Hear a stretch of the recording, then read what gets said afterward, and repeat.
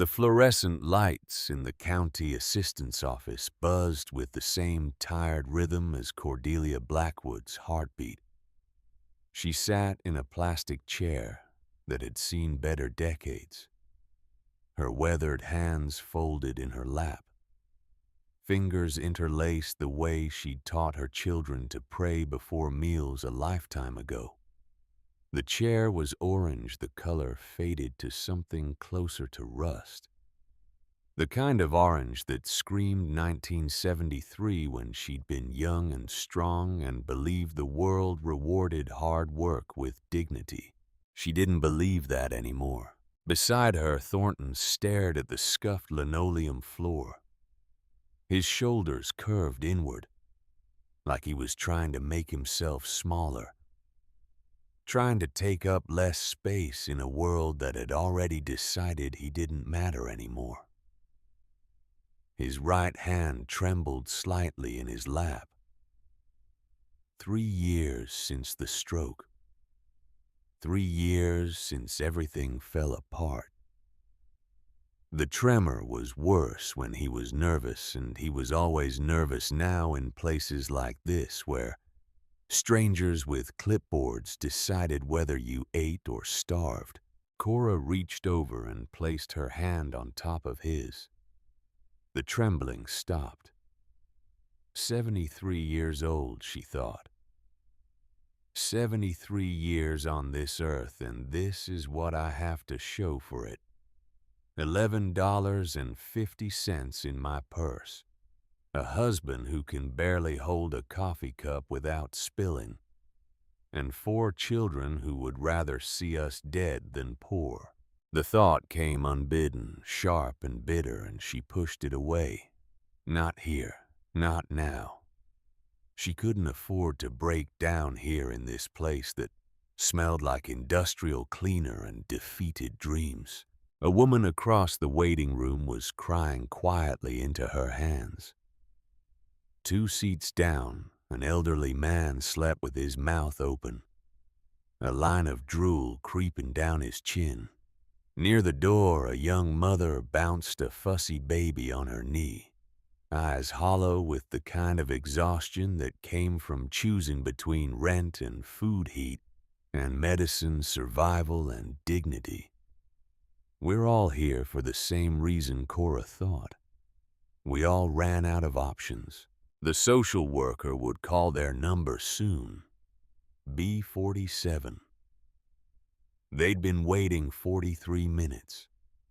The social worker would ask the same questions, type the same answers into the same computer, and print the same rejection letter with a different date. Cora had been through this dance 4 times already. She knew the steps by heart, but what choice did she have?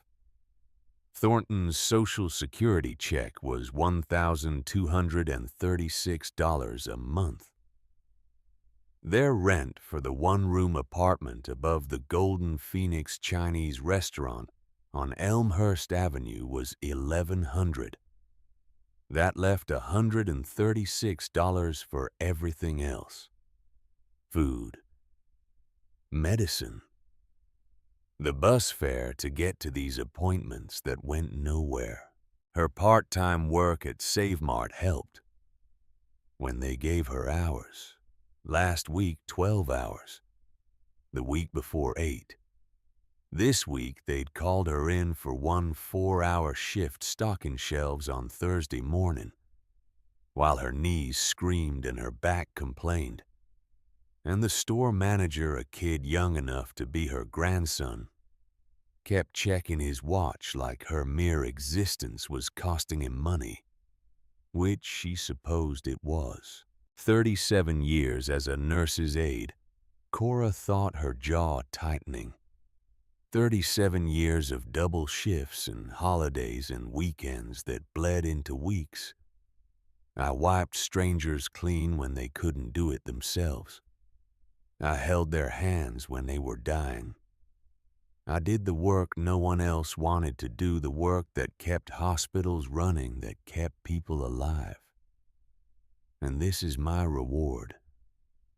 $11.50 and a plastic chair in a government office that doesn't give a damn whether I live or die. She felt Thornton's eyes on her and turned.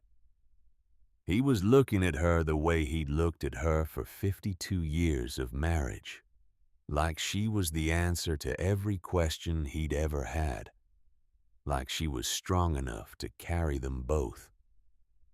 "You'll figure it out, Maggie," he whispered, using the old nickname, the one from before the children.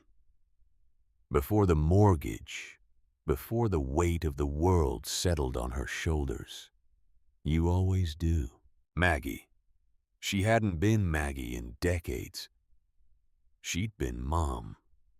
Nurse Blackwood. Mrs. Blackwood. Cora to the bill collectors and the landlords and the people at the assistant's office who looked at her like she was just another number in a system designed to grind people into dust. When had she stopped being Maggie? The memory came without warning, sharp and clear as broken glass. Vivian's voice on the phone 3 years ago. November 2021. The leaves had been falling outside the window of their little house, the 2-bedroom ranch with the oak tree in the front yard, and the vegetable garden Cora had tended for 20 years. "Mother, you cannot manage father alone."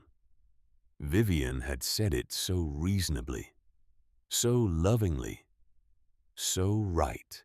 Thornton had come home from the hospital 2 weeks earlier, released with a walker and a prescription, and a list of symptoms to watch for. The stroke had been mild, the doctors said. Mild. As if there was anything mild about watching your husband's face go slack on one side, about the way his right hand stopped obeying his brain, about the fear in his eyes. When he tried to speak, and the words came out wrong. Mild meant he could still walk. Mild meant he could still talk. Mild meant he would live. But mild didn't mean he could go back to work. Mild didn't mean his hands were steady enough to hold a wrench or grip a screwdriver. Mild didn't mean they could afford the mortgage on a mechanic's pension and a nurse's aide part-time wages.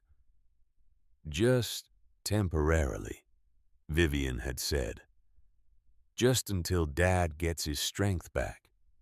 Just until you figure things out. It had all sounded so reasonable, so loving, so right. Cora had wanted desperately to believe that her daughter still cared, that the little girl who used to bring her dandelions and call them flowers had grown into a woman with a generous heart. That family still meant something. So she'd said yes. They'd sold the house. The market was good, the realtor said. $137,000. More than they'd paid for it back in 1992. Enough to help with expenses, the realtor said. Maybe even leave something for the grandchildren. Cora had believed that too. The money had gone into their savings account on a Friday afternoon in December. By the following Thursday, Vivian had called. "Mother, we're behind on the mortgage. Could you help just this once?" $45,000, wired that afternoon.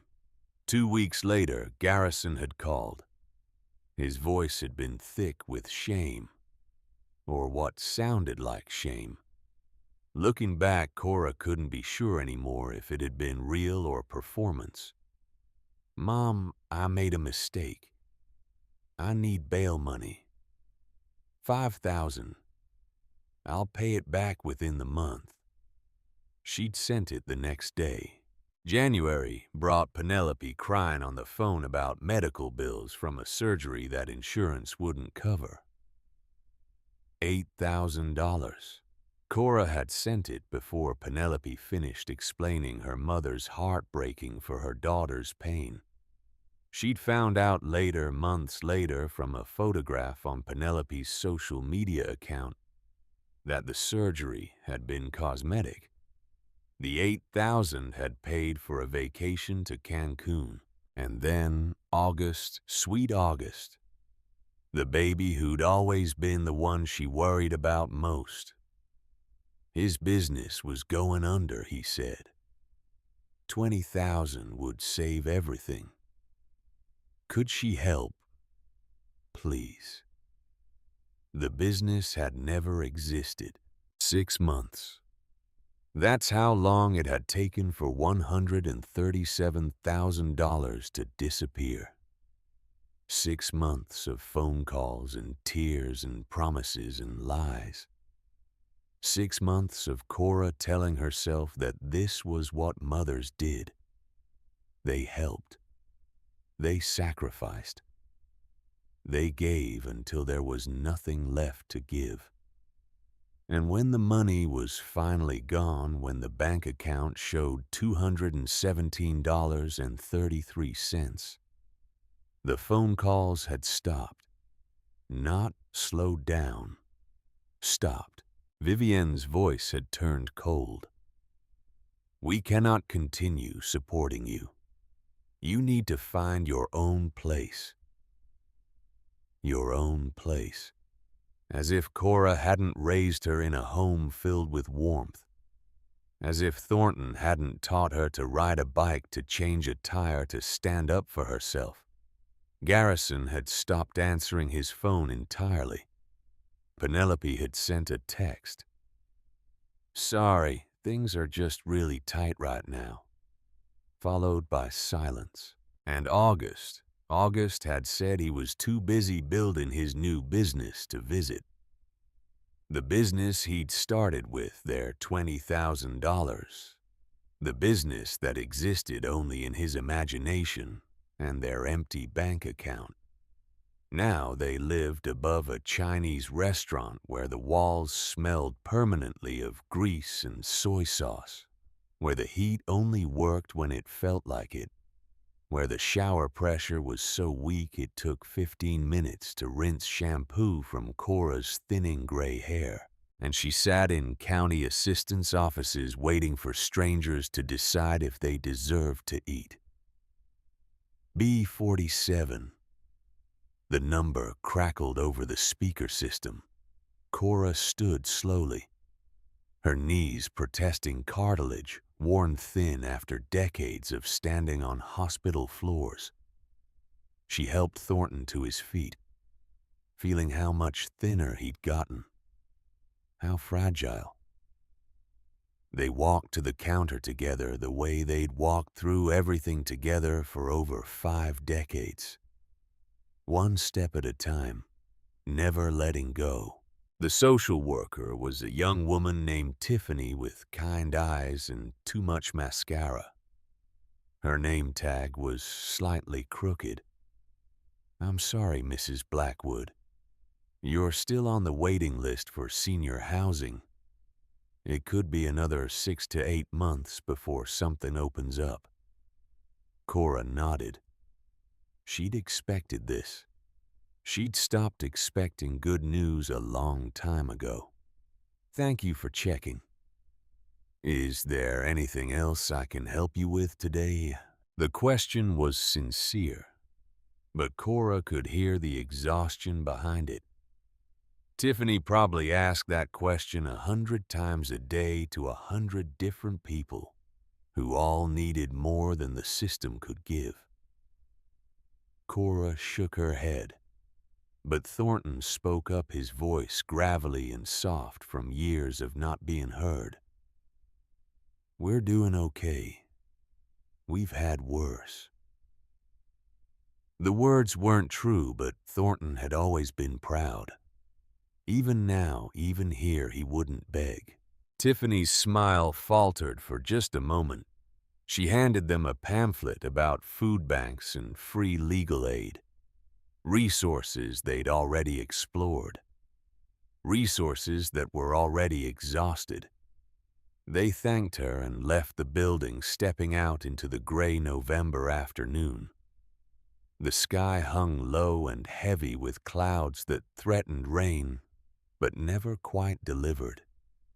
The air smelled like exhaust and fallen leaves, and the particular kind of cold that seeps into old bones and stays there. They walked slowly toward the bus stop, neither of them speaking. There wasn't much left to say that hadn't already been said 1,000 times in the dark of their tiny apartment when Thornton was asleep, and Cora lay awake staring at water stains on the ceiling and wondering how much longer they could survive like this. When they reached their building, a 3-story brick structure with crumbling mortar and windows that rattled in the wind, there was an envelope taped to the door. Cora's heart clenched. Another bill, probably. Another reminder of something they couldn't afford. Another piece of paper telling them they weren't enough. But as she got closer, she realized this wasn't a bill.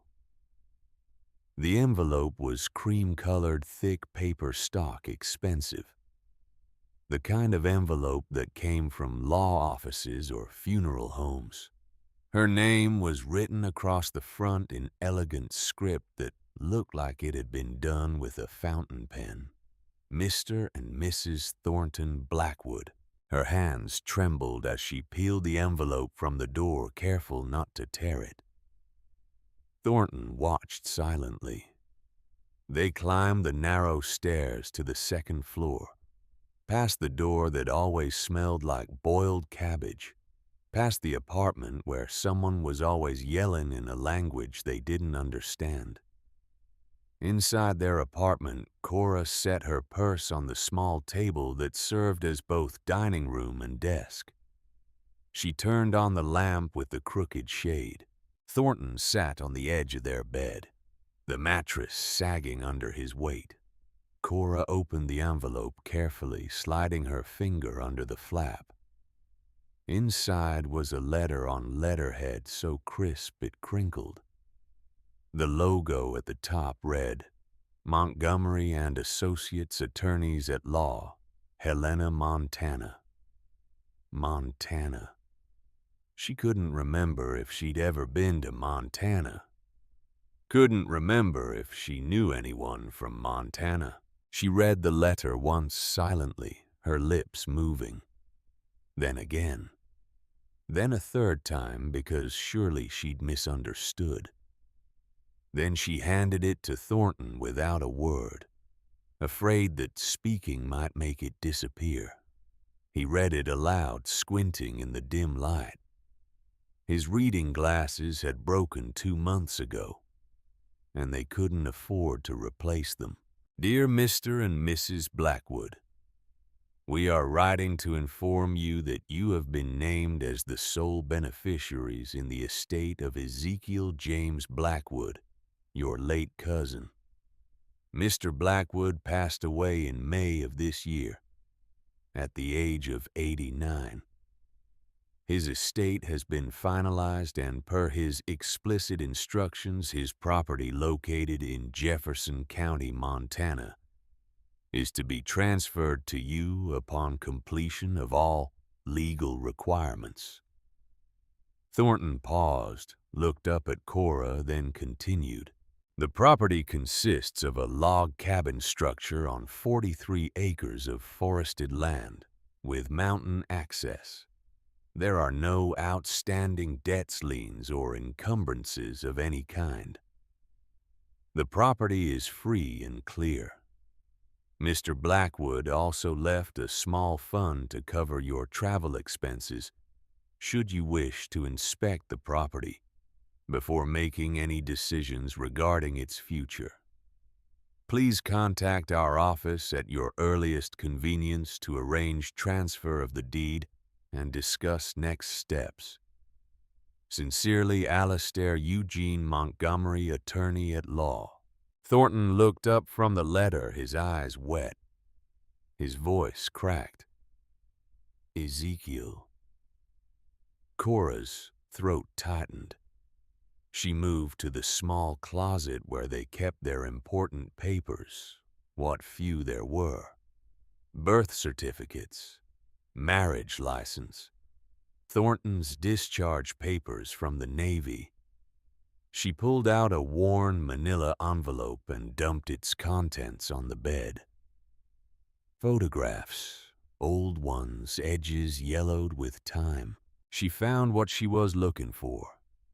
A photograph from 1991, Thornton's mother's funeral. A crowd of people in dark clothes standing in a cemetery under gray skies. And in the background, standing alone near an oak tree, a tall man with silver hair and a weathered face. Ezekiel. I only met him twice. Cora said, her voice barely above a whisper. Once at your mother's funeral. He stood in the back and didn't talk to anyone. She pulled out another photograph. A family reunion in Oregon, 1987. A large group gathered in front of a cabin. And there on the far right, slightly separated from the others, stood the same tall man. And once at that reunion, he was the quiet one, the one who lived out west somewhere. Never married, never had kids. She looked at Thornton. I don't think I said more than 10 words to him my entire life. But that wasn't quite true, was it? The memory came back slowly, like something surfacing from deep water. The funeral. 1991. She'd been 40 years old, still strong, still believing the world made sense. Thornton had been devastated by his mother's death, barely able to stand during the service. His 2 brothers had fallen apart completely, and Cora had found herself organizing everything.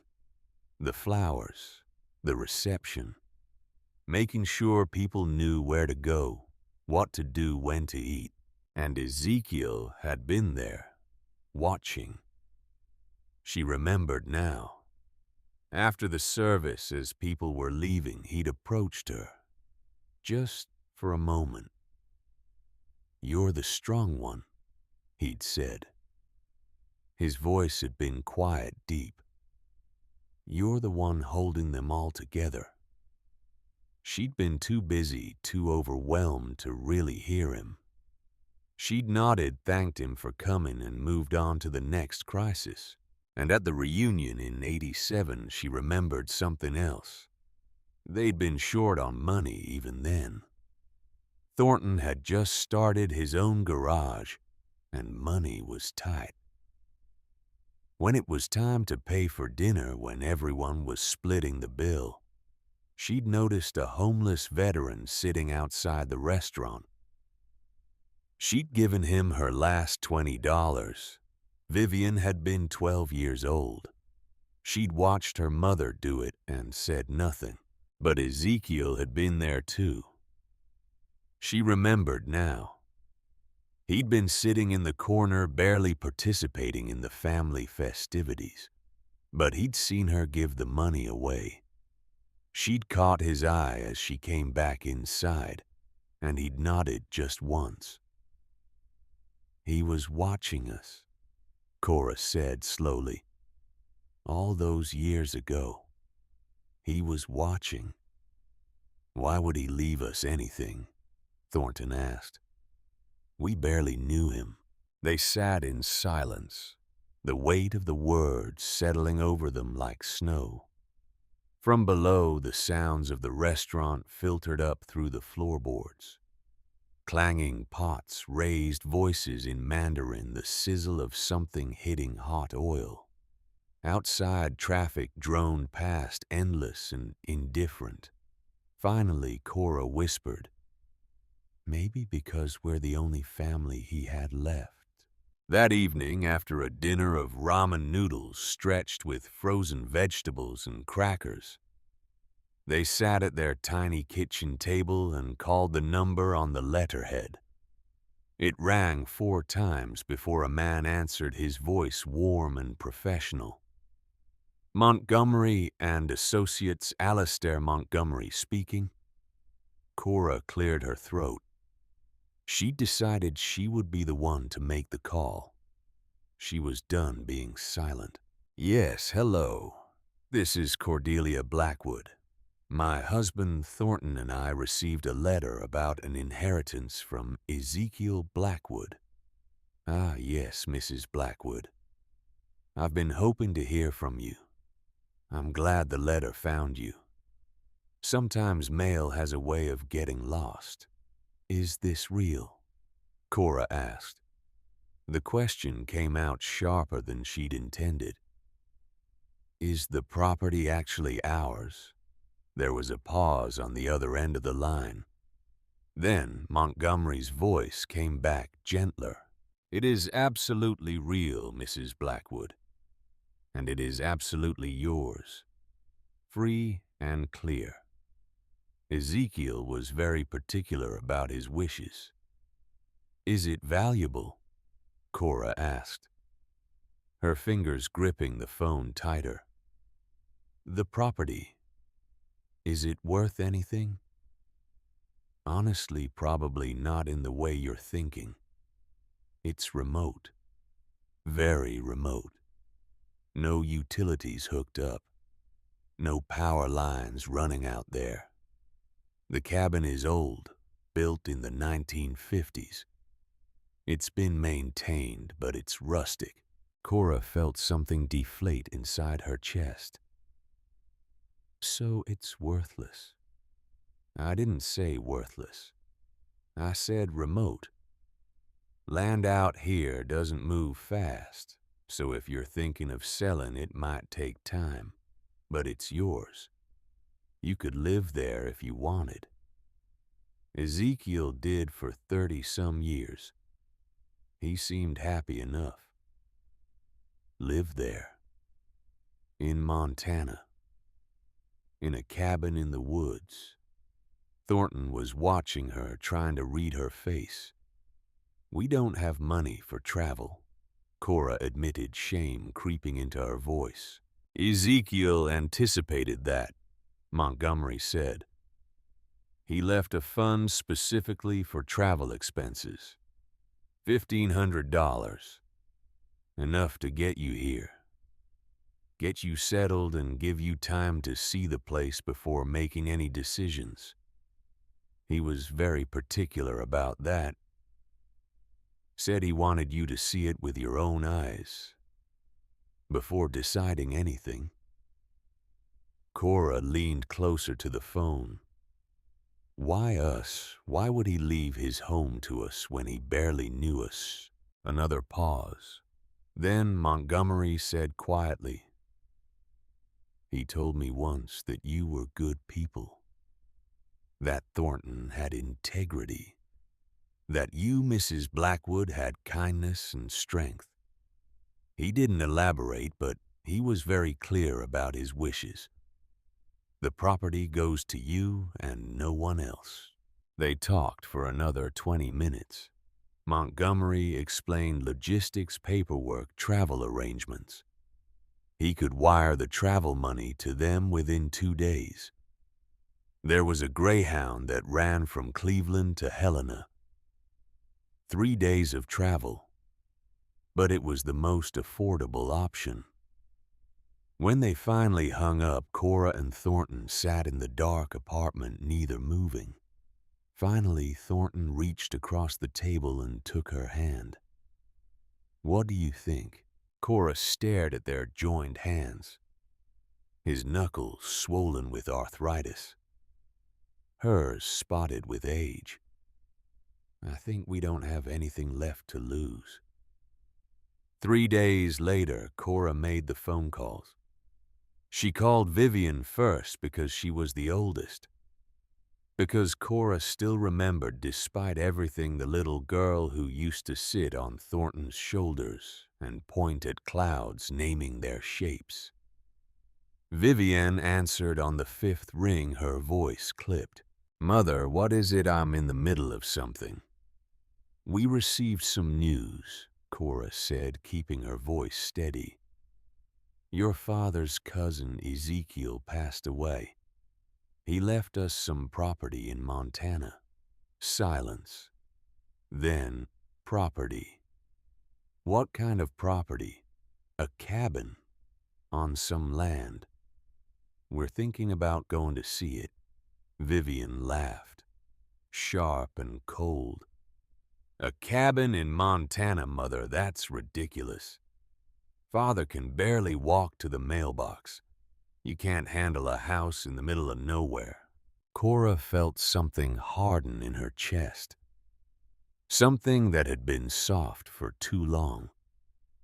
Something that had bent and bent until it was ready to break. "We're not asking permission, Vivian. We're letting you know." Vivian's tone sharpened like a blade.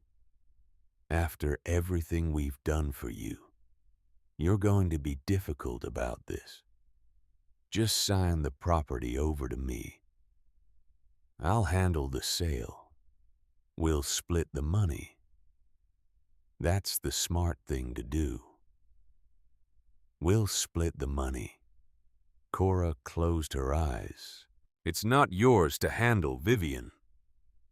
Her daughter's voice rose. "So that's how it is? You're going to be selfish? Fine. Go freeze in the woods for all I care. But don't come crying to us when you realize it's a shack with no plumbing and squirrels in the walls." The line went dead. Cora set the phone down carefully, her hand shaking. The call to Garrison was shorter.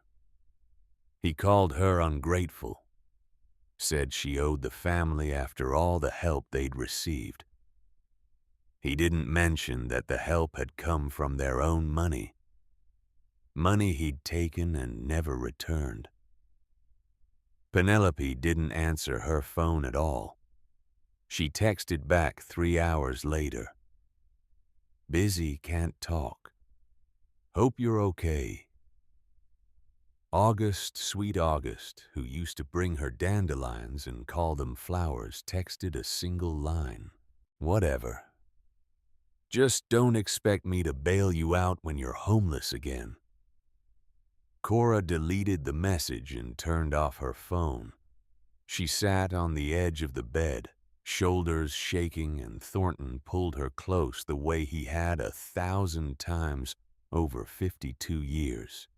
"Let them go," she whispered into his chest. "We've already lost them. This is for us now." 2 weeks later, on a cold November morning, they stood at the Greyhound bus terminal, with everything they owned packed into 2 duffel bags and a backpack. The bags were light because they didn't have much. A few changes of clothes, toiletries, photographs in a manila envelope. Cora's Bible spine cracked from decades of use. Thornton's toolbox smaller now, just the essentials. They wore their warmest coats. Cora in the navy blue wool she'd owned since 1992. Thornton in his flannel-lined denim jacket with patches on the elbows. The bus rumbled and hissed, its engine idling, exhaust curling into the gray morning.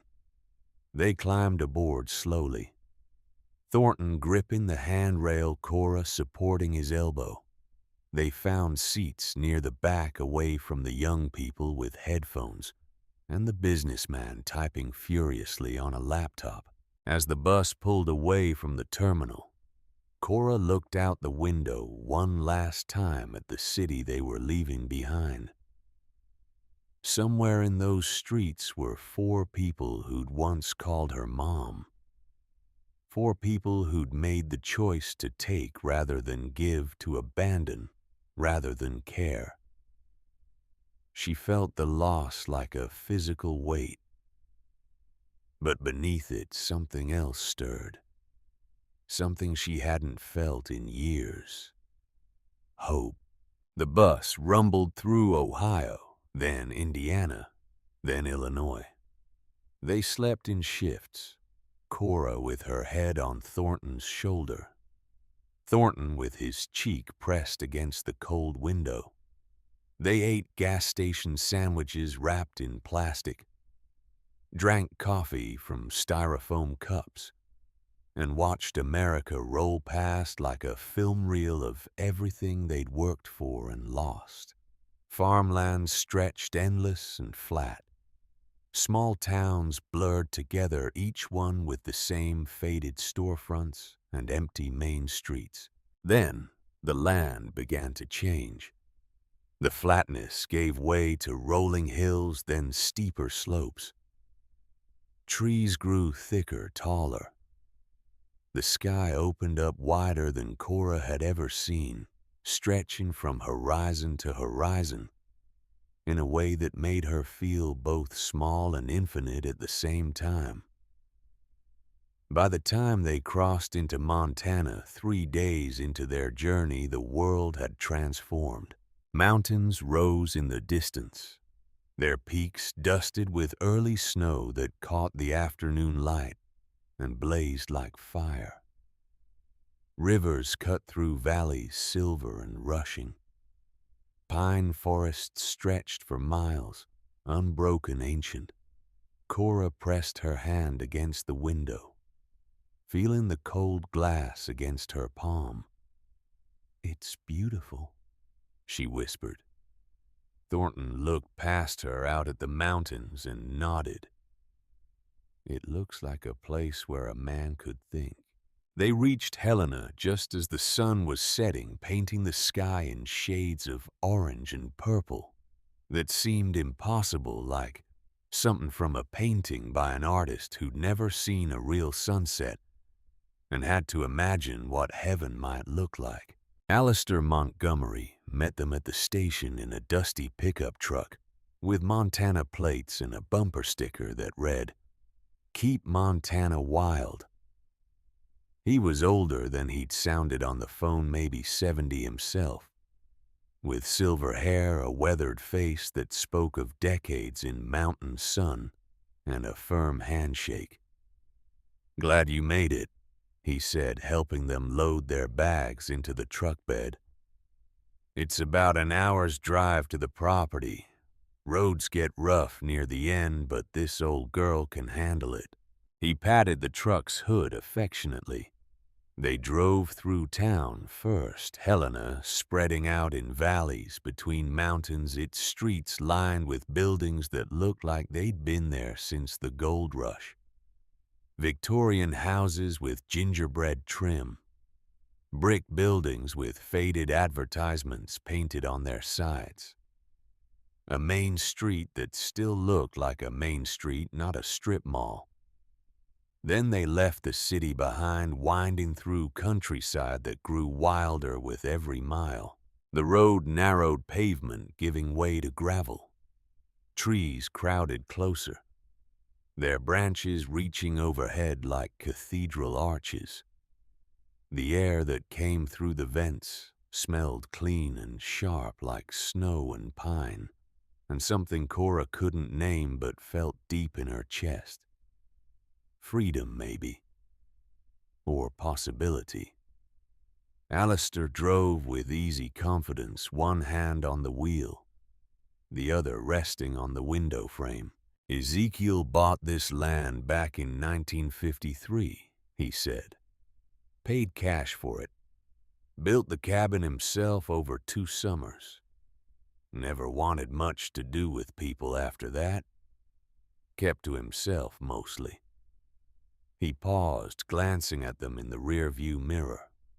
"But he was a good man, honest, fair. He talked about you sometimes. Not often, but when he did, it was with respect. Said you reminded him of a different time when people still kept their word." Cora felt her throat tighten. We barely knew him. Alistair shrugged. Sometimes blood isn't about how much time you spend together. It's about character. He saw something in you worth protecting. They turned onto a narrow dirt road that climbed into the hill's ruts and rocks, making the truck bounce and sway. Branches scraped the sides. The sun had fully set now, leaving just the glow of twilight and the truck's headlights cutting through the dark. Finally, after what felt like forever, the trees opened up into a clearing. And there, bathed in the soft light of dusk, stood the cabin. Cora's breath caught in her throat. It was larger than she'd imagined. 2 stories built from hand-hewn logs that had darkened with weather and time to a deep honey color. The roof was steep, covered in green metal that had rusted at the edges but still looked strong. A stone chimney rose from the center, solid and imposing. A wide porch wrapped around the front, its railings carved with intricate patterns that caught the fading light. Windows reflected the last light of day, glowing soft gold. Behind the cabin, mountains rose dark against the purple sky. And somewhere in the distance, an owl called out low and haunting. Alistair put the truck in park and turned off the engine. The silence that followed was complete.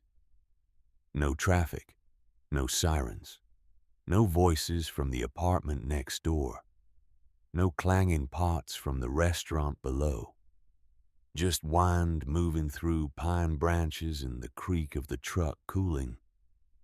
Home, Alistair said simply. Cora climbed out slowly, her legs stiff from days of travel. She stood in the clearing, her hand pressed to her heart, and stared. This couldn't be real. This couldn't be theirs. Thornton moved beside her, and for a long moment neither of them spoke. Finally, Thornton whispered, "He lived here alone."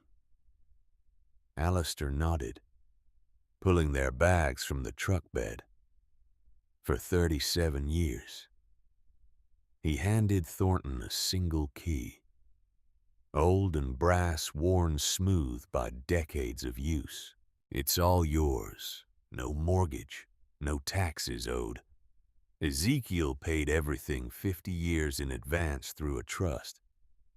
I don't know how he managed it, but he did. There's a well-out back hand pump still works. Solar panels on the south side installed about 10 years ago. Root cellar for storage. He lived simply, but he lived well." Cora felt tears sliding down her cheeks. She didn't try to stop them. "Why?" she whispered. "Why would he do this for us?" Alistair's expression softened. He said once that the world had enough takers. He wanted to leave something to people who knew how to receive with grace. He looked at them both. "I'll leave you to it. There's a care package inside. Food, blankets, firewood, everything you need for the first few days. Call me if you need anything. Otherwise, I'll be back next week to finalize the paperwork." He climbed into his truck, started the engine, and with a final wave drove back down the dirt road. His taillights disappeared into the trees, leaving Cora and Thornton alone. They stood in the clearing as full darkness settled over the mountains. Stars began to appear, more stars than Cora had ever seen, scattered across the sky like diamonds on black velvet. The air was cold and clean, and when she breathed in, she felt something inside her chest uncurl. Something that had been clenched tight for years. Thornton walked toward the cabin slowly, key clenched in his hand. Cora followed. When they reached the porch, Thornton paused, his hand on the railing. The wood was solid beneath his palm, weathered but strong. He looked at Cora. "Ready?" She nodded. Together they climbed the 3 steps to the door. Thornton slid the key into the lock. It turned smoothly like it had been waiting for them. The door swung open with a soft creak, and warm air rolled out, carrying the scent of wood smoke and thyme. Thornton found a switch on the wall and flicked it. Lights came on overhead, solar-powered and soft. The main room stretched before them, larger than their entire apartment had been. The walls were lined with bookshelves filled with volumes, their spines faded but cared for. A stone fireplace dominated one end, its mantel carved with patterns of leaves and birds. The furniture was simple but solid. A leather couch worn smooth. A wooden table with 6 chairs, all handmade. The floor was wide plank pine, burnished to a soft glow by decades of footsteps. And everywhere small touches that spoke of a life lived with intention. Hand-woven rugs, oil lamps filled and ready, photographs in simple frames. Cora walked inside slowly, running her fingers along the back of a chair. She picked up one of the photographs. A younger Ezekiel, maybe 40, standing beside the cabin in summer holding a fishing rod. He was smiling, genuinely smiling in a way she'd never seen in the few times they'd met. Thornton moved to the fireplace and found wood stacked neatly beside it. Kindling prepared in a basket. On the mantel sat a handwritten note in careful script. "Welcome home. Make it yours. Ezekiel." Cora's hands shook as she read it. Thornton pulled her close, and they stood together in the center of the room, surrounded by the evidence of one man's belief in them. They spent the next hour exploring slowly, reverently. The kitchen had a wood-burning stove, a hand pump at the sink, and shelves lined with mason jars filled with preserves. Upstairs were 2 bedrooms, each with a simple bed covered in quilts, each with a window overlooking the forest. In the smaller bedroom, they found more of Ezekiel's belongings: books, journals, a wooden box filled with old letters. Downstairs in a corner they'd missed at first was a workbench with tools hung neatly on pegboards, organized with the precision of someone who'd spent a lifetime building things with his hands. As night deepened outside, Thornton built a fire in the stone fireplace. The wood caught quickly, flames rising and dancing, filling the room with warmth and the smell of burning cedar. Cora found blankets in a cedar chest, soft and heavy, smelling of lavender. They sat together on the leather couch, wrapped in quilts, watching the fire. For the first time in 3 years, they weren't cold. For the first time in longer than that, they felt safe. Outside, the wind whispered through the pines. Somewhere in the distance, a wolf howled, its voice rising and falling like a song. Cora closed her eyes and listened. Beside her, Thornton took her hand, his grip warm and steady. "We made it, Cora," he whispered. She nodded, resting her head on his shoulder. "Yes, we did." But even as she said it, even as the fire warmed her bones and the mountain silence wrapped around them like a blessing, Cora felt something stirring in the back of her mind. A question. Why this cabin? Why them? Why had Ezekiel, a man they'd barely known, left them his home? And why, when she'd walked through the rooms, had something felt off? The measurements didn't quite add up. The main room seemed smaller on the inside than it should be, based on the exterior dimensions. She'd been a nurse for 37 years. She'd learned to notice things others missed. Small inconsistencies, details that didn't fit the pattern. The fireplace was massive, taking up nearly the entire northern wall. Too big almost. Built from river stones fitted together with such precision that barely any mortar showed. And when she'd walked across certain sections of the floor, her footsteps had sounded hollow. She didn't mention it to Thornton. Not yet. He was already asleep beside her, his breathing deep and even in a way she hadn't heard in years. But Cora lay awake watching the fire burn down to embers and wondered what secrets this cabin held. She would find out soon enough. The first morning in the cabin, Cora woke to silence so complete it felt like a physical presence. No traffic rumbling past. No neighbors arguing through thin walls. No clanging pots from the restaurant below.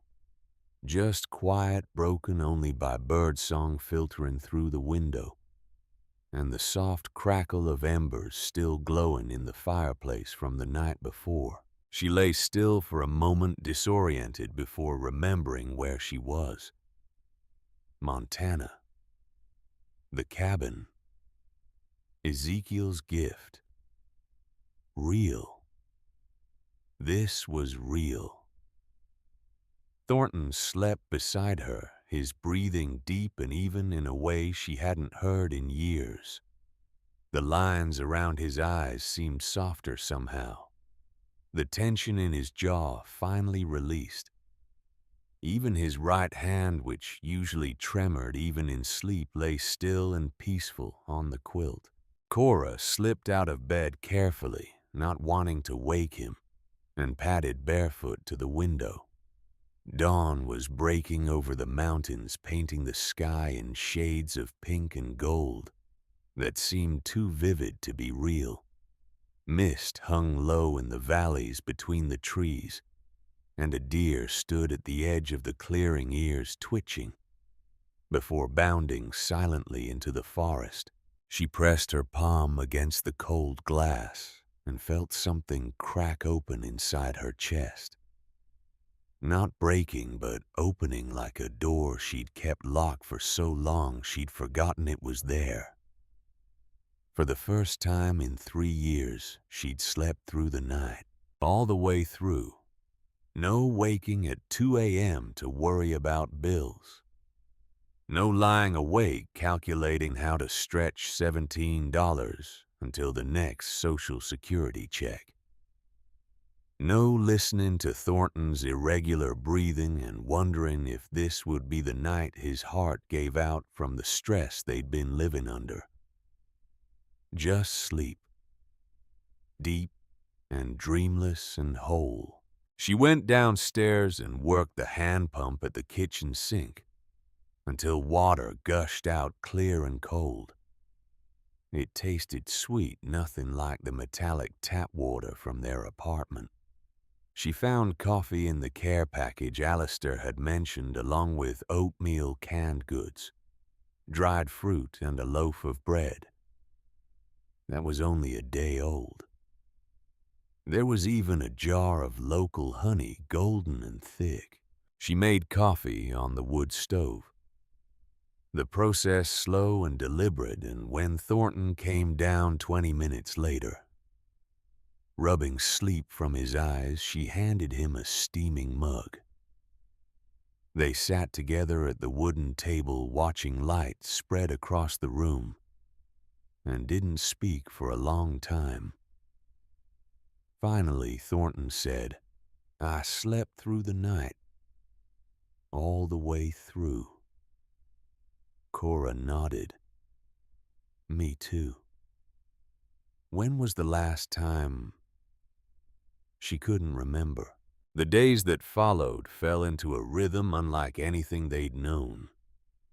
There were no schedules to keep, no bus routes to catch, no shifts to work. Instead, there was wood to split water, to pump meals, to cook slowly on the wood stove. Thornton spent hours on the porch just sitting, watching the forest. His hands still shook, but less than before, and sometimes he'd pick up tools from Ezekiel's workbench and just hold them, feeling their weight, remembering what it was like to build things. But it was Cora who couldn't sit still. She explored the property, walking the perimeter, slowly discovering a small stream that ran through the western edge. A grove of aspens whose leaves shimmered gold in the breeze, and the remains of what had once been a garden plot. Her nurse's training had taught her to observe, to notice details, to piece together stories from small clues. And the cabin was telling her a story that didn't quite make sense. She noticed it the third day, the way certain floorboards sounded hollow when she walked across them. The fact that the main room seemed smaller on the inside than it should be, based on the exterior dimensions she'd paced out in the clearing. There were spaces that didn't quite add up, gaps in the architecture that suggested something more. She mentioned it to Thornton one evening as they sat by the fire. "Do you think this cabin has a basement?" Thornton looked up from the journal he'd been reading, one of Ezekiel's old ledgers filled with what appeared to be maintenance records. "I haven't seen stairs going down. But something feels off about the layout." They began exploring more deliberately after that, looking for seams, for hidden doors, for anything that might explain the inconsistencies. The stone fireplace drew Cora's attention repeatedly.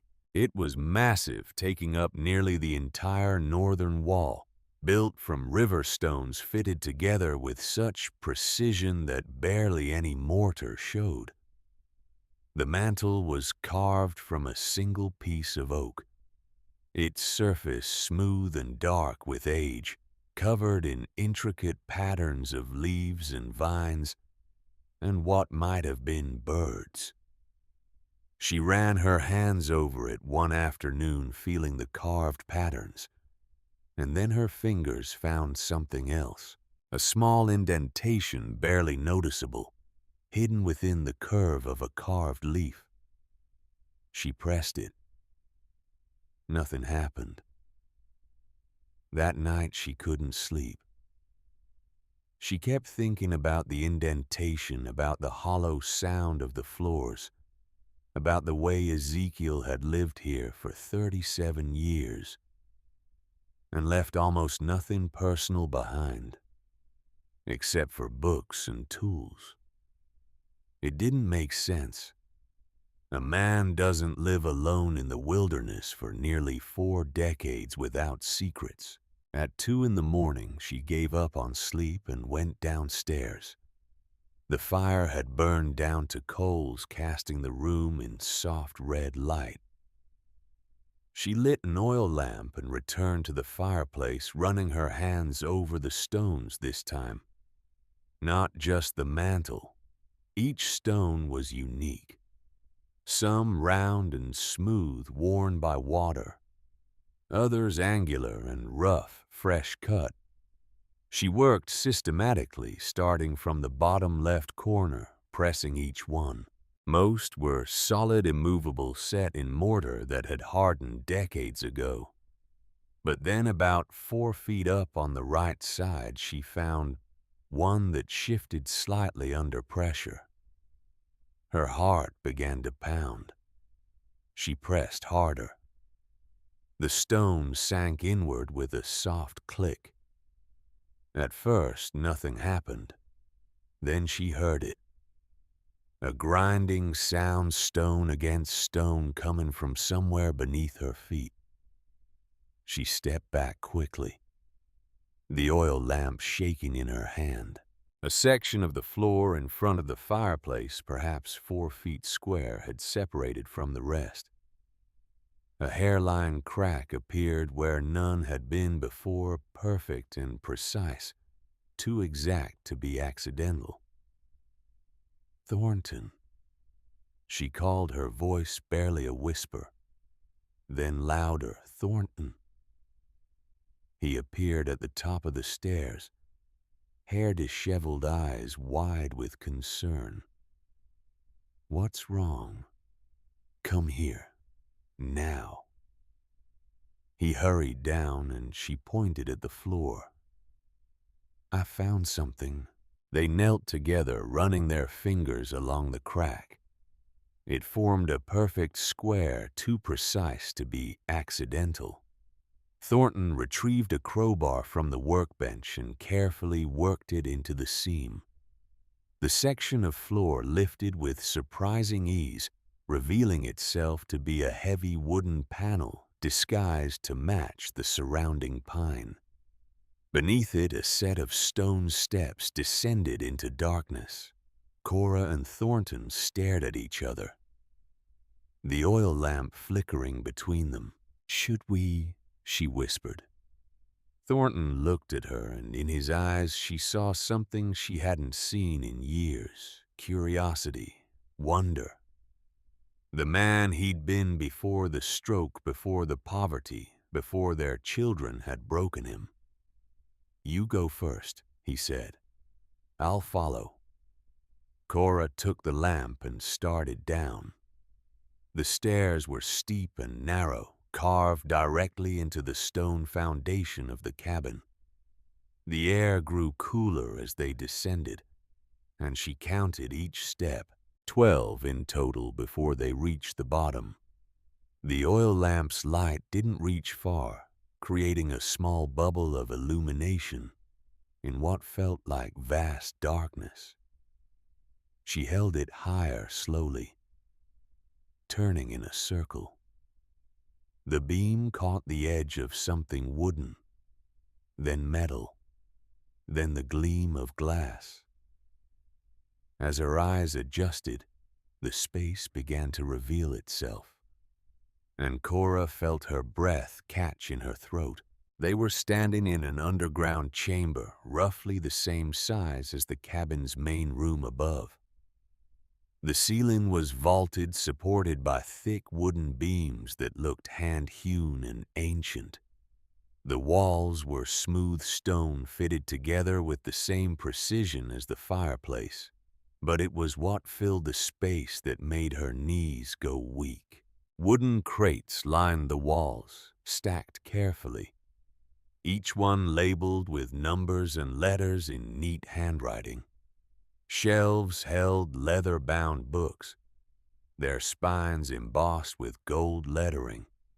There were wooden boxes of various sizes, some small enough to hold in one hand, others that would require 2 people to lift. In the far corner stood something large, covered with a canvas tarp, and in the center of the room sat a massive oak desk, its surface organized with military precision. Papers lay in neat stacks. A leather journal sat open as if someone had just been writing in it. A brass lamp with a green glass shade waited to be lit. Everything was covered in a thin layer of dust, but the dust was even undisturbed, as if this space had been sealed and waiting for them. Thornton moved to the desk, slowly setting the oil lamp down carefully. He picked up the leather journal, and Cora moved beside him, looking over his shoulder. The first page was titled in elegant script, Private Collection and Estate Records Property of Ezekiel James Blackwood, begun January 7th, 1963. Updated through September 2nd, 1994. Not for public record. Below that, in slightly different ink as if added later. For Cordelia. Should you choose to look, everything here is yours now. I trust you'll know what to do. Ezekiel. For Cordelia. Not for Thornton. Not for both of them. For her. Cora's hands trembled as she turned the page. What followed was meticulous documentation. Page after page of entries listing items. Dates of acquisition, prices paid, authentication certificates, and current estimated values. The handwriting was precise, each letter formed with care. 1963, April 15th. She read aloud. Landscape by Albert Bierstadt. Oil on canvas 36 by 24 inches. Purchased from estate sale in Portland for $375. Current estimated value. She stopped, her voice faltering. Thornton, this says $52,000. Thornton flipped ahead a few pages. His finger traced down a column. June of '64. First edition Shakespeare folio. Purchased for $800. Current estimated value. His voice dropped to a whisper. $120,000. They looked at each other in the lamplight, then back at the journal. Cora turned more pages faster now. Entry after entry. Paintings, sculptures, rare books, maps, coins, stamps, stock certificates, bonds. Each one documented with the same careful precision. And at the end of each entry, a current estimated value that made her head spin. Thornton moved to the nearest wooden crate and carefully pried it open. Inside, wrapped in yellowed newspaper from 1968, was a painting. He lifted it gently, peeling back the paper. Even in the dim light of the oil lamp, the colors glowed rich and deep. It was a landscape, mountains and clouds rendered in dramatic strokes. The signature in the corner read, A. Bierstadt. This is the one from the journal, Cora whispered. The one he bought for $375. They set it carefully against the desk and opened another crate. This one held a smaller painting, a portrait of a woman in 19th century dress. The style was unmistakable even to Cora's untrained eye. Impressionist. The signature read, Mary Cassatt.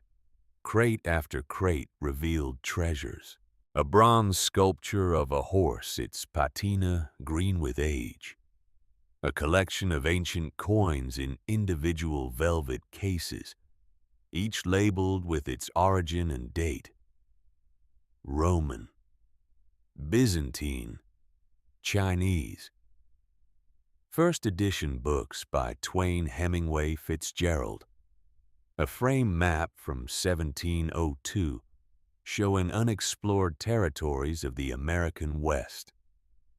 Each item carefully preserved, documented, authenticated. Cora moved to the shelves and found more ledgers, these ones containing what appear to be financial records. She pulled one down, blowing dust from its cover, and opened it. Inside were stock certificates, hundreds of them, purchased in the 1960s and 70s. Companies she recognized. IBM, Apple, Microsoft. Each certificate was accompanied by a note showing purchase price and current value. Thornton found another journal, this one more personal. He opened it and began reading aloud. March 3, 1971. Attended auction in San Francisco. Purchased 3 paintings by a relatively unknown artist. Total cost $800. The art community doesn't appreciate his work yet, but I believe they will.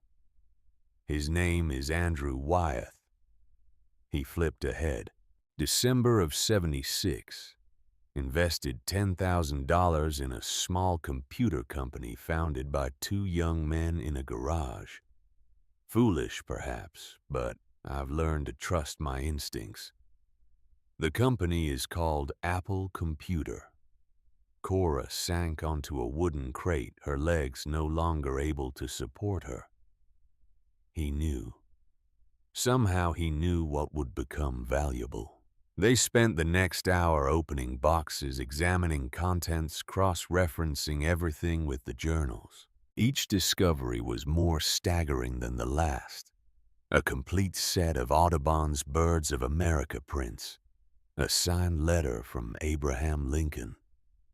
A sculpture that Thornton thought might be a Rodin, though he couldn't be sure.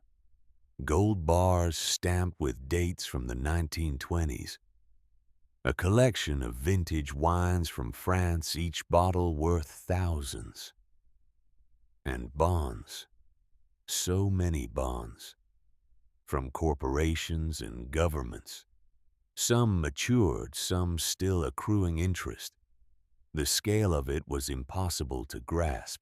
Finally, Thornton returned to the main journal and flipped to the last page. There, in Ezekiel's careful hand, was a final entry dated September 2nd, 1994. He read it aloud, his voice shaking. Final accounting as of this date. Total estimated value of collection, based on current market conditions and professional appraisals completed August of this year. Paintings and sculptures, 73,200,000. Rare books and manuscripts, 18,500,000. Coins and precious metals, 42,800,000. Stocks and bonds, 112,300,000. Miscellaneous items, 18,200,000. He paused, his hand trembling on the page. Total estimated value, $265 million. The silence that followed was absolute. Cora stared at the number, trying to make it real, trying to understand what it meant. $265 million. It was incomprehensible. It was more money than existed in her reality.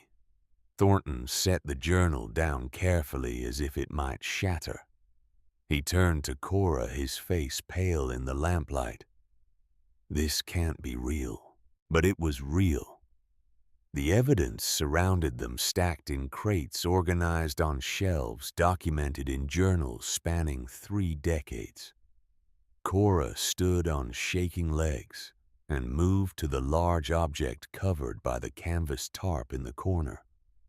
She pulled the tarp away slowly, dust billowing, and revealed a glass display case. Inside, mounted on velvet, was a collection of jeweled objects. A diamond necklace that caught the lamplight and fractured it into rainbows. A ruby brooch the size of a child's palm. A sapphire ring that glowed deep blue even in the dim light. A small placard inside the case read, "Personal collection. Mostly gifts I received but never wore.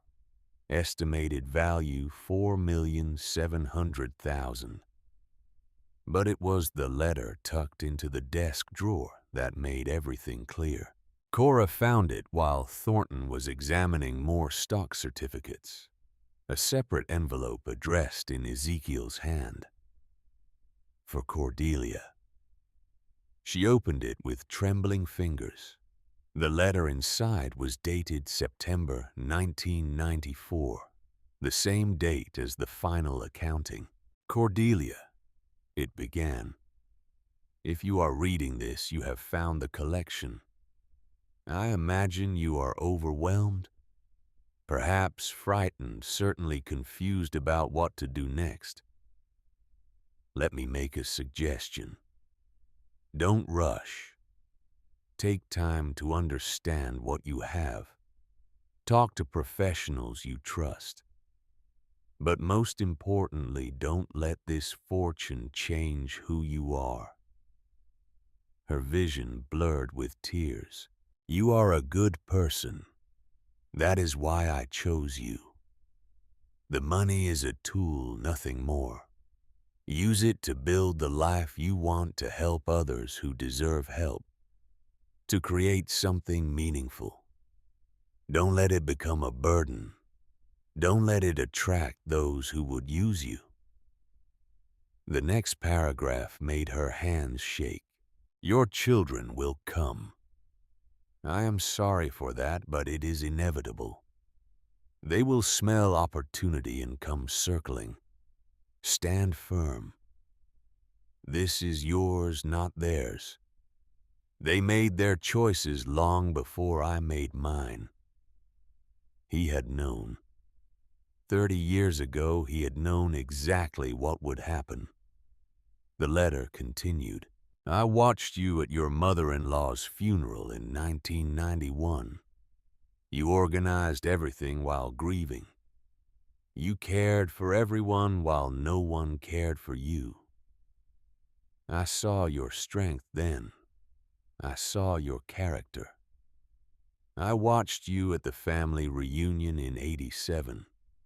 You gave your last $20 to a homeless veteran. Your children saw you do it and learned nothing. But I saw. I understood what kind of woman you are. This collection represents 37 years of careful acquisition, patience, and faith that beauty and value are worth preserving. I trust you will decide wisely what to do with it. It is yours without condition or obligation. Use it to build the life you deserve.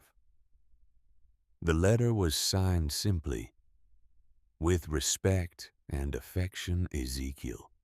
Cora read it twice more, then handed it to Thornton. He read it silently, tears running down his face. When he finished, he folded it carefully and placed it back in the journal. He was watching us our whole lives, Thornton said quietly. He saw what our children were becoming before we did. Cora nodded, unable to speak. They climbed the stone steps back up to the cabin as dawn was breaking. Thornton closed the hidden entrance carefully, and the floor sealed itself perfectly once again, looking like nothing more than wide pine planks. They sat at the kitchen table as light filled the room, neither of them having slept, both of them trying to comprehend the night's discoveries. Cora made coffee with hands that still trembled. Steam rose from the mugs curling in the morning light. Thornton stared out the window at the forest, his expression distant. Finally, he spoke. We can't tell anyone. Not yet. Cora nodded. If word gets out, if the children find out. He didn't finish the sentence. He didn't need to. They both knew what would happen. Vivian, Garrison, Penelope, August. They'd already proven what they were capable of when money was involved. This would bring them back like sharks to blood in the water. But Cora needed help. Legal help. Professional help. Help from people who could guide them through the complex process of managing an estate worth $265 million.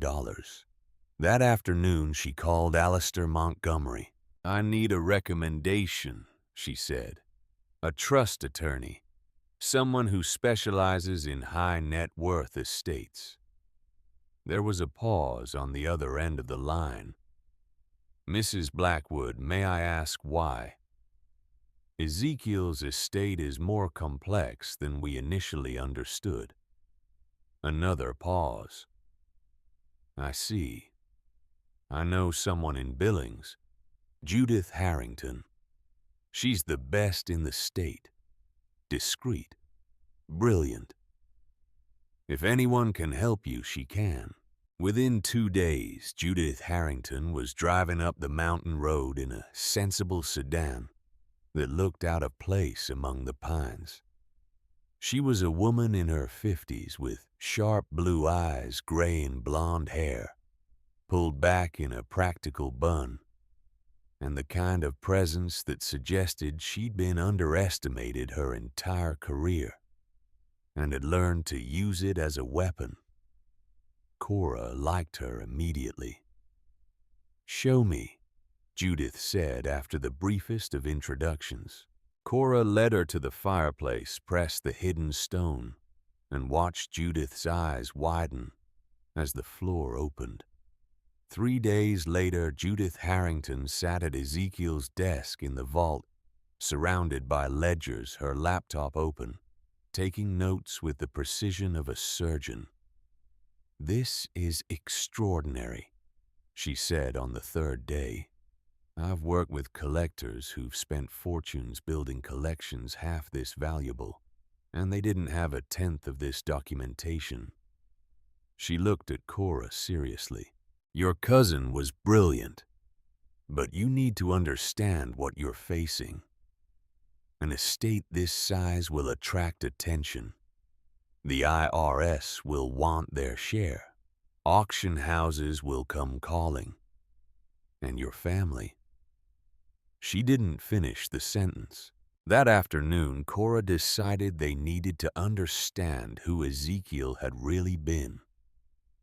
The journals told part of the story, but there were gaps, questions about how a simple accountant from Seattle had become one of the most sophisticated private collectors in the country without anyone knowing. She mentioned it to Thornton over lunch, and he agreed. "We need to know his story if we're going to honor what he built."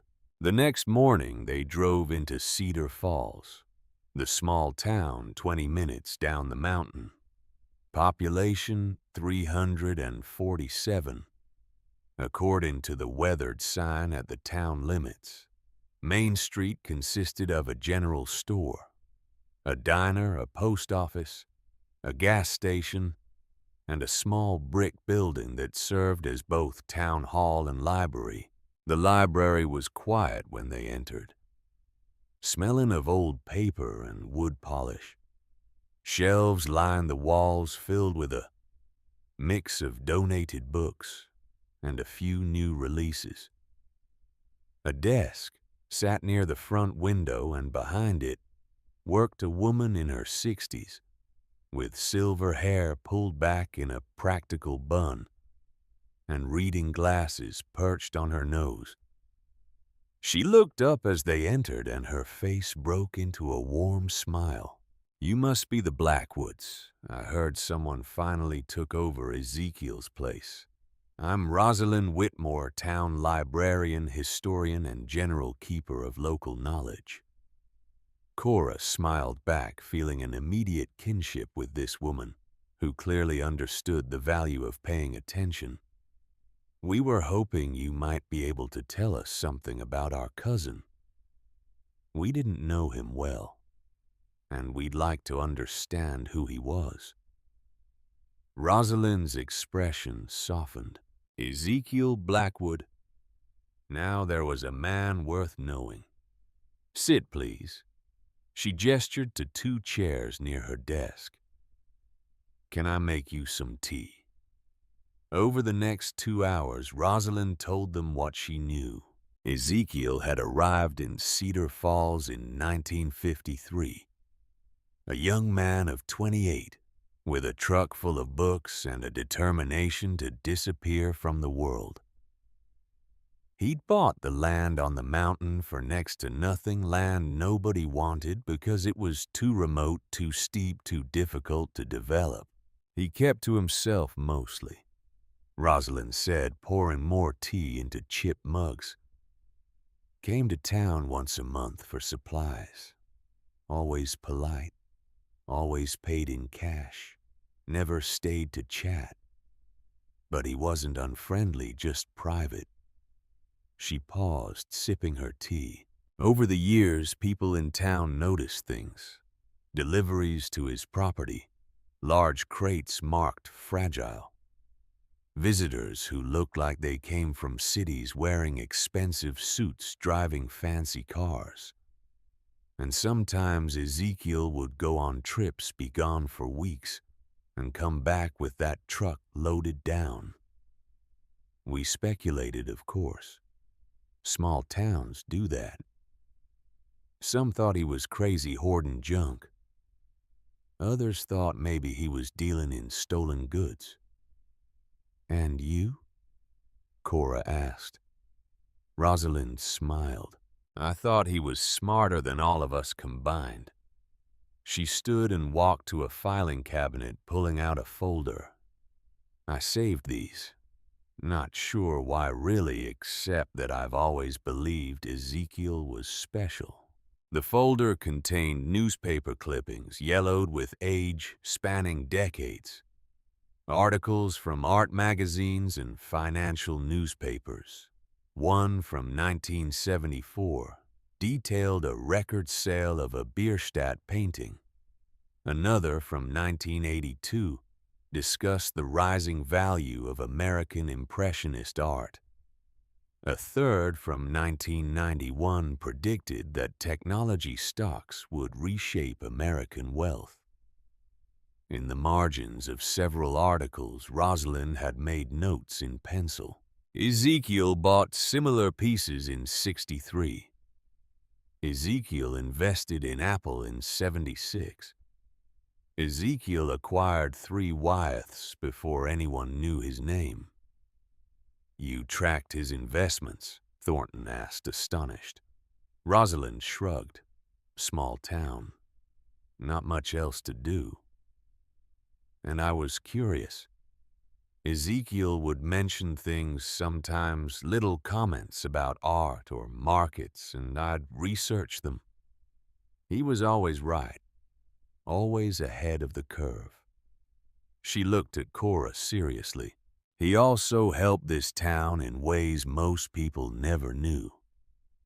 When the school needed a new roof and the county said there was no money, it got a new roof. Anonymous donation. When the library was going to close, an anonymous trust appeared that keeps us open to this day. When families fell on hard times, somehow their mortgages got paid off. Rosalind pulled out one more item from the folder. A photograph in a cracked frame.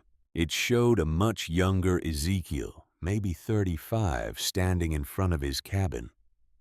He wasn't smiling, but his eyes held something peaceful. He gave me this once, years ago. Said if anything happened to him, I should give it to whoever inherited his place. Said they'd want to know he'd been happy here.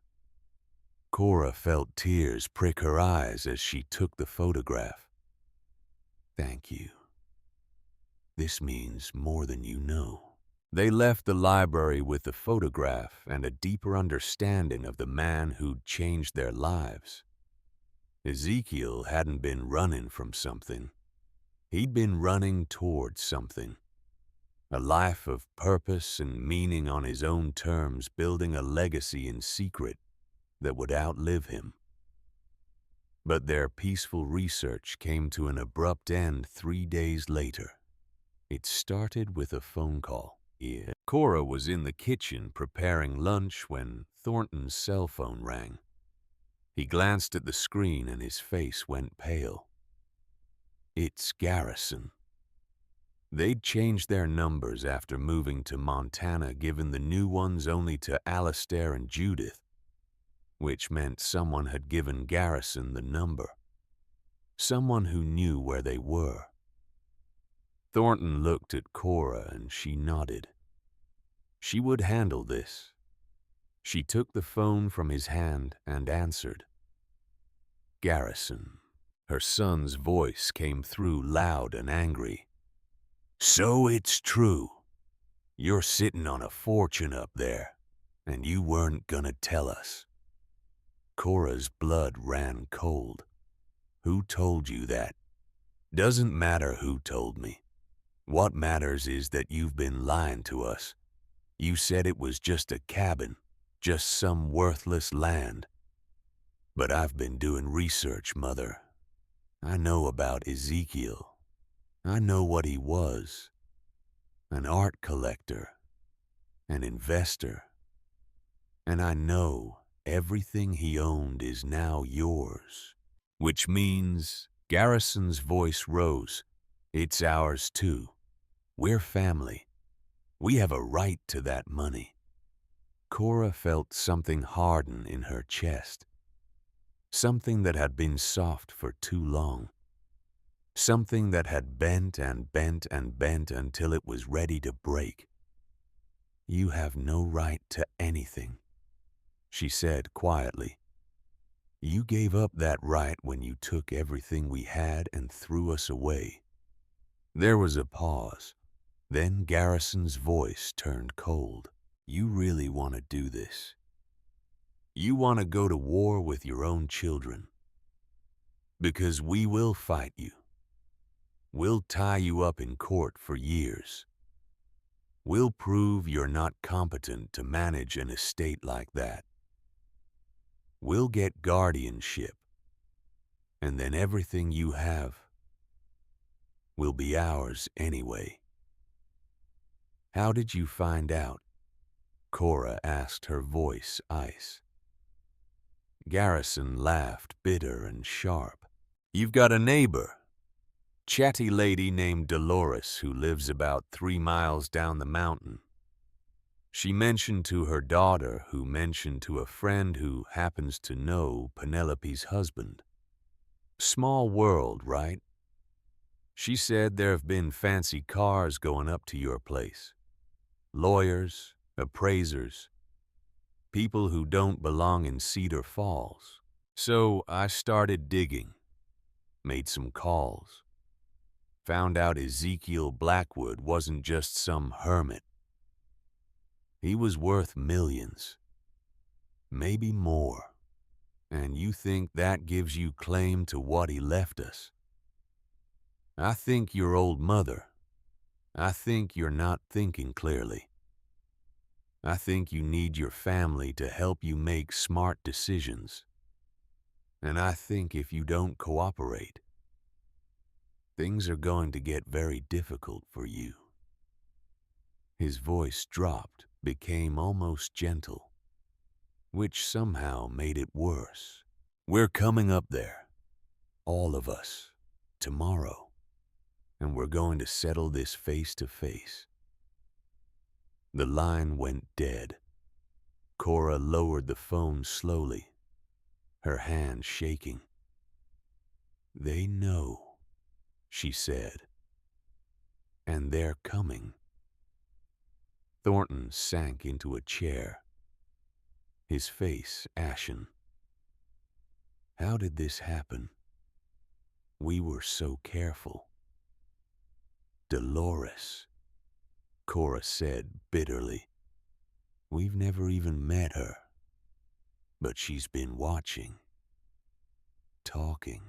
She looked at Thornton with an expression he'd never seen before. Not quite rage, but something close, protective, fierce. They're not taking this from us. I don't care what they do. This is ours. Ezekiel left it to us, and they are not taking it.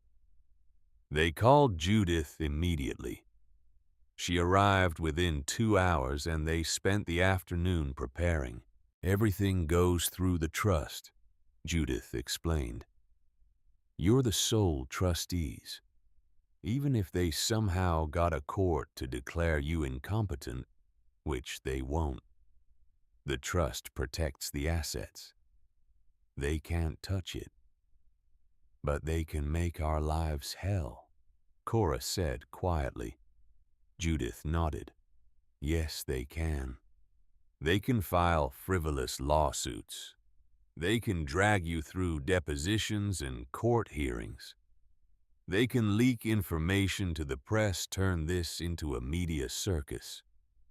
She paused. Or you can meet them head on. Show them you're not the fragile old people they think you are.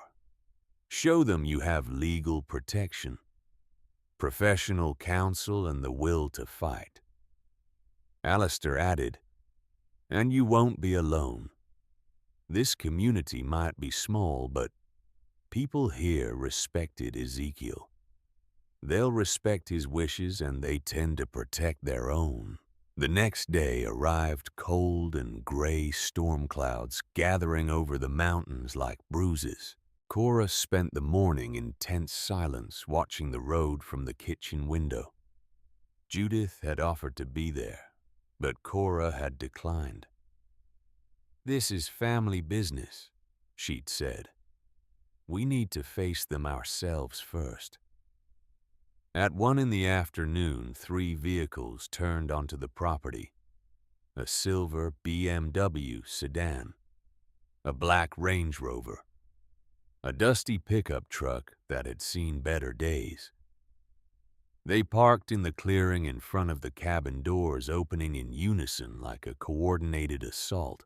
Vivian stepped out first, dressed in an expensive charcoal suit and heels that sank into the soft earth.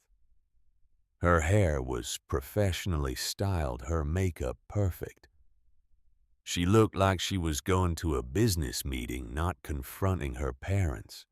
Garrison followed, his face already red with anger.